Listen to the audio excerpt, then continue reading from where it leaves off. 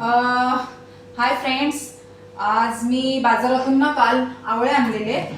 अर्धा किलो आवळे आहेत, तर मी आवळा कँडी करून बघणार आहे. तर आपण हे उकळत ठेवूया. इकडे उकळत ठेवले आहेत मी आवळे. तर उकळू दे, नंतर भेटू. शिजले का आपण चेक करूया. असे झाले, बऱ्यापैकी शिजले आहेत आवळे. मी आता गॅस ऑफ करते. अशा प्रकारे शिजले आहेत. पाकळ्या ऑटोमॅटिकली मोकळ्या होतात. हे बघा,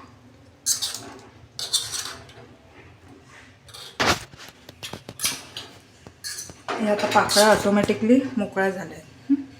आवळे आणून जरा 5-6 दिवस झालेले, ऑफिसच्या गडबडीमुळे करायला नाही मिळाले. आवळ्यांवर थोडे त्यामुळे डाग पडले आहेत. जाऊ दे, पण आपण वेस्ट नाही करायचं. ठीक आहे. पाकळ्या पूर्ण मोकळ्या झाल्या त्या बघ, ऑटोमॅटिक मोकळ्या होतात. ते काही न करता, म्हणजे शिजलं प्रॉपर.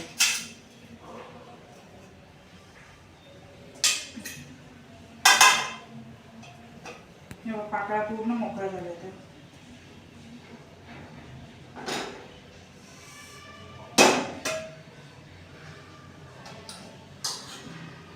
आपण हे सगळं आता काढून घेऊया.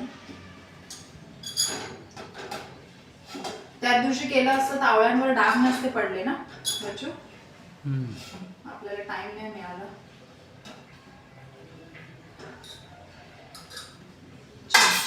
ऑटोमॅटिक मोकळ्या झाले ते, म्हणजे हे चांगलं शिजलं रे बघ. नाही तर आवळा कापायला मला कंटाळा येतो. ते हात ना असे वेगळेच होतात रफ.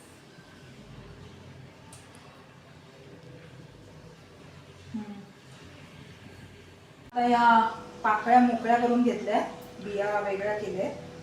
ह्याच्या पूर्ण आवळे पण थंड झाले, इझिली निघतात त्या पाकळ्या. आता मी मिक्सरमध्ये या वाटून घेते.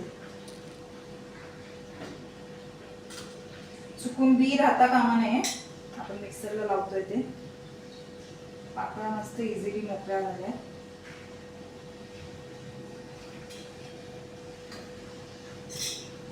आधी एवढंच लावते, भरलं आहे भांडं.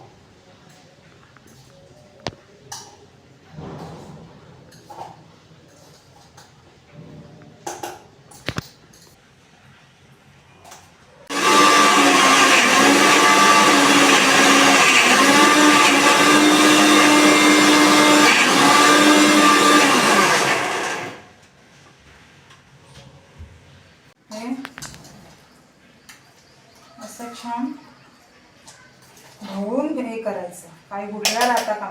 पाणी ऍक्च्युली टाकायचं नाही याच्यात. पाणी टाकलं तर ते कॅन्डी बनताना खूप वेळ लागणार. ते पाणी सगळं,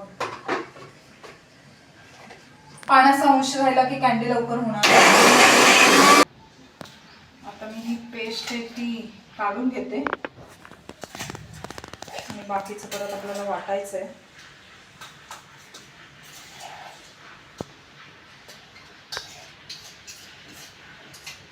लास्ट टाइम मी एकदा ना चूक केलेली, पाणी टाकलेलं ह्याच्यात. खूप वेळ गेला ते घट्ट होण्यासाठी.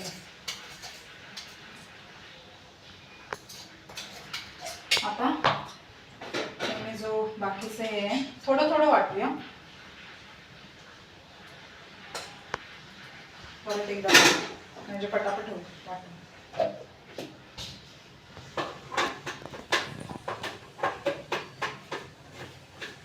आपलं हे पेस्ट वाटून झालेली आहे आवळ्याची.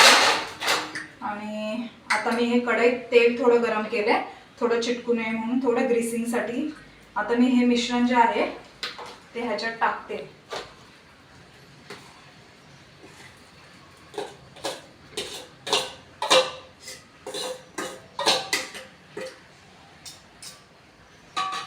हे छान मिक्सर टाकलंय आणि अर्धा किलो आवळ्याला पाव किलो गूळ घेतलाय. तर मी हा असा गूळ ह्याच्यात मिक्स करते. थोडा गुळाचा खडा राहिला. हा गूळ मी सगळा आता हे छान मिक्सचर हे होईल, वितळते. आता आपल्याला ह्याच्यात मसाले ॲड करायचे आहेत, सांगते मी काय आहे ते. आता हे मिश्रण थोडं वितळतं आहे. गुळाचा खडा खूप मोठा राहिला. आता मी हे घेतलं आहे, इथे हे लाल तिखट आहे, काळं मीठ आहे, धने जिरे पूड, आमचूर पावडर वगैरे आहे. तर हे सगळं मी मिश्रण ह्याच्यात मिक्स करते.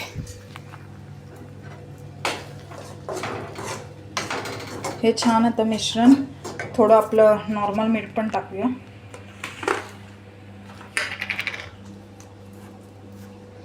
थोडंसं आपल्याला हेल्दी बनवायचं आहे, त्याच्यामुळे जास्त मीठ नको टाकायचं.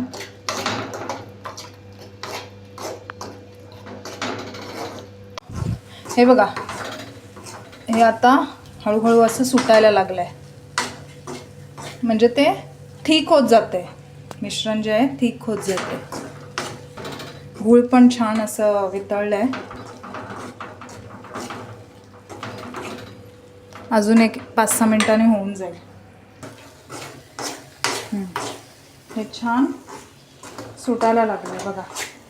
आता हे आपण चेक करायचं आहे की त्याचे गोळे बनतील का, आणि थंड झाल्यावर त्याच्या छान गोळ्या बनवूया.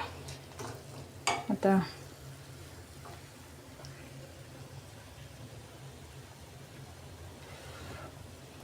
अजून थोडा वेळ गरज आहे याची. आता हे छान मोकळं होतं आहे, म्हणजे आपलं हे झालं आहे. तर आता मी हे बघा पूर्ण सुट्ट होतं आहे, म्हणजे आता हे आपण गोळे करू शकतो. मी गोळ्या करणार आहे त्याच्या. तर मी आता गॅस ऑफ करते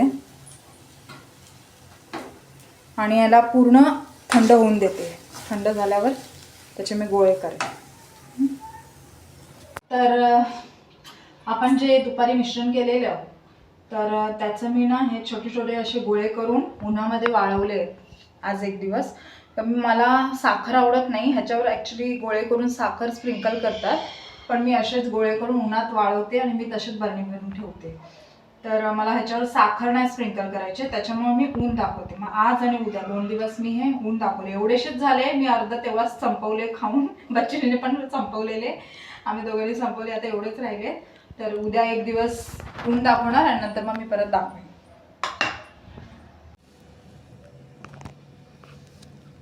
तर हे अशा प्रकारे माझ्या आवळा कँडी पूर्ण आता ड्राय झालेले आहेत. मी त्याच्यावर शुगर डस्टिंग करणार नाही आहे. आणि आता मी हे बरणीत भरते.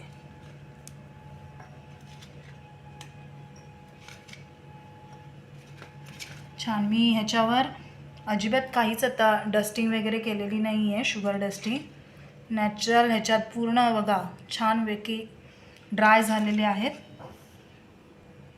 म्हणजे ज्यांना शुगर नको असेल, हे आधीचे, हे तर पूर्ण ड्राय झालेले आहेत.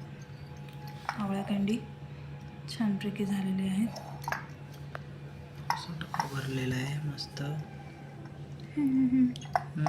पॅकिंग करून